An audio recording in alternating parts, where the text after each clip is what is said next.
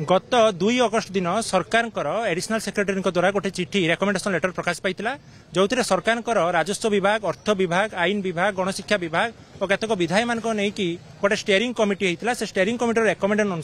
Recommendation अनुसार schematic को abolish कर समस्त को as assistant teacher regular posting दिज्व राज्य में अभाव 44,433 कनिष्ठ शिक्षक नियुक्ति 6 वर्षर ठिका प्रथा को उच्छेद करी मूल चाकरी गणना करी अनेक जुगान्तकारी निष्पत्ति निया मात्र ठीक 5 दिन पर सरकार से चिठीटा को विड्र करने तेणु आम बालेश्वर जिलार समस्त कनिष्ठ शिक्षक शिक्षयित्री आज एक शांतिपूर्ण शोभा करी जिलापाल जरिया मुख्यमंत्री को गोटे दाबीपत्र दौचु 7 दिन भितर मुख्यमंत्री जदि चिठी को पुनर्स्थापन न करती आमर स्वाभिमान आमर अधिकार आमर दाबी को उपस्थापन न करती स्कीमेटिक को एबोलिश करी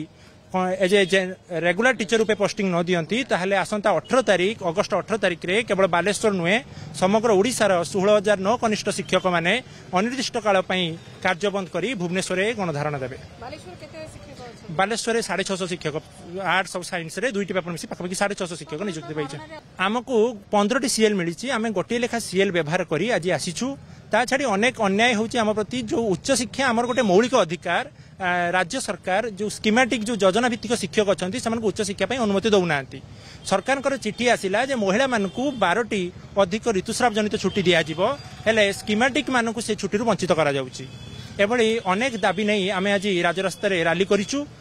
सरकार को दाबी पत्र जिलापाल जरिया देचु जिलापाल जदि आमर दाबी सरकार जदि आमर दाबी पूर्ण न करती ताहले 18 तारीख दिन आम मास स्ट्राइक घोषणा करछु। आमर दाबी होची जो रेकमेंडेशन लेटर जारी हेतिला सेटा को विड्रो कोन पय करले आमे तो जानना सेटा को पुणी थरे आम पुनर्स्थापन करा जाऊ आ आमर गोटे प्रॉब्लम होची जोटा आमर एनओसी हमको दउना उच्च शिक्षा पय आमे तो हायर स्टडी करबु जेटा को आम अनुमति दिया जाउनी तण हमको अनुमति दिया जाऊ आ आम रेगुलर पय रेकमेंडेशन जारी जो हेतिला आ थरे पब्लिश करंतु आम 18 तारीख दिन मास स्ट्राइक हम खाली बालेश्वर नुह टोटाल ओडिशार समस्त शिक्षक शिक्षयित्री माने गणधारणा जीवु अनिर्दिष्ट काल पर्यंत आम धारणा बस आम 16,009 जन शिक्षक शिक्षयित्री अच्छा आम समस्ते जीवु से गणधारणा योगदान करूँ आम जॉइन कर गोटे वर्ष हो गला आम उच्च शिक्षा मंत्री हूँ गणशिक्षा मंत्री हूँ मुख्यमंत्री हूँ आम समस्त पाखे दाबीपत्र दे आसचु किंतु आम कथा एत पर्यंत कहीं शुणिले ना गोटे वर्ष कम्प्लीट हो गला एत पर्यंत आम से शिक्षार बाधाप्राप्त हम बोली आम अपेक्षा करूँ किंतु आम कथा कहीं शुणुना शेष में आम बाहरी निष्पत्ति।